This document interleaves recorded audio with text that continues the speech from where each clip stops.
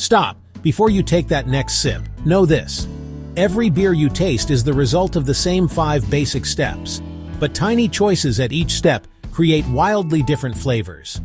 In the next 4 minutes, I'll walk you through how beer is made and exactly why an IPA, a stout, and a Czech Pilsner can taste like 3 different worlds. Start at the beginning, the grain. Most beers begin with barley that's been malted, soaked, gently sprouted, then dried. Malting activates enzymes that later convert starch into sugar. The malt level and roast profile decide whether a beer will be biscuity and pale or deep, chocolatey and dark. Smell a raw pale malt next time. It smells like bread. Smell a roasted barley. Think coffee and dark chocolate. That's your first flavor dial. Next, mashing. Malted grain is mixed with warm water to extract sugars. You're essentially making a sweet, cereal-like tea called wort. Temperature here matters. Higher mash temps create fuller, sweeter beers. Lower temps yield lighter, more fermentable worts. Tiny change, big effect. Then, lautering and boiling. The wort is separated from the spent grain and brought to a boil. This is where hops enter the story. Hops add bitterness, aroma, and preserve the beer. But surprise, bitterness and aroma are different things. Boil hops long for bitterness. Add late or dry hop for bright citrusy aromas. So when you sip an IPA bursting with tropical fruit, it's often the late hops and dry hopping doing the heavy lifting. Pattern interrupt. And the real secret hero? It's yeast.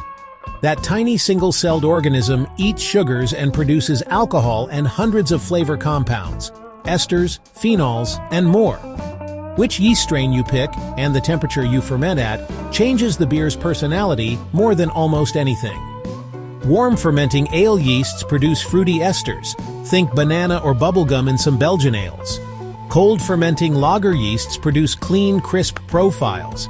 That's why lagers taste cleaner than many ales. After fermentation comes conditioning and sometimes aging. Some beers go straight to bright tanks and carbonation. Others, like many Belgian saisons or barrel-aged stouts, benefit from time to develop complexity. Carbonation level itself influences perception. High carbonation can accentuate hop bite. Low carbonation makes a stout feel smoother and fuller. Now the fun part, styles and geography. Why does an English bitter feel different from a German Pilsner? It's a mix of ingredients, process, and tradition. Lagers, Central Europe, think Czech Pilsner and German Helles, uses lager yeast, cold fermentation, and typically softer water and noble hops. The result? Crisp, clean, highly drinkable beers where malt and subtle hop bitterness shine. Allèche, Britain and Belgium. Top fermenting yeasts, warmer temps. British ales favor earthy hops and toasted malts. Belgian ales use funky yeast strains that yield spicy, fruity esters. Belgian saisons are farmhouse, peppery, and dry, very different from a British porter's roasted notes. IPAs, origin US-UK, modern craft boom, hopped aggressively. Modern New England IPAs add heavy late and dry hopping for juicy, hazy fruit flavors. That tropical aroma is hop oils, not fruit juice. Stouts and porters, UK, Ireland. Dark malts or roasted barley create coffee, dark chocolate, and smoky notes. Think body, roast, and a velvety mouthfeel. Sour beers, Belgium, modern craft, use wild yeast or bacteria, Lactobacillus, Brettanomyces, for tart, funky flavors. A whole different palate. Geography also shapes water chemistry and local tradition. Prague water made the original Pilsner taste the way it does. The same recipe in a different city can shift subtly.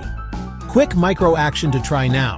Do a tiny tasting. Buy a light lager, an IPA, and a stout. Pour small samples. Smell each first, sip slowly, and ask, is it malt forward, hop forward, or roast forward? Note the carbonation and the finish. This tiny habit trains your palate fast. Final takeaway, grain, mash, boil, hops, yeast, condition, glass. But remember, malt roast, mash temp, hop timing, yeast strain, fermentation temp, and conditioning choices are the knobs brewers turn to create style and regional character. If you like this quick tour, try this experiment this week. Brew curiosity. Visit a local brewery or buy a beer flight and ask the brewer which yeast they used. It's the yeast and the process choices that will change everything you taste. Cheers! And notice the next flavor you didn't expect.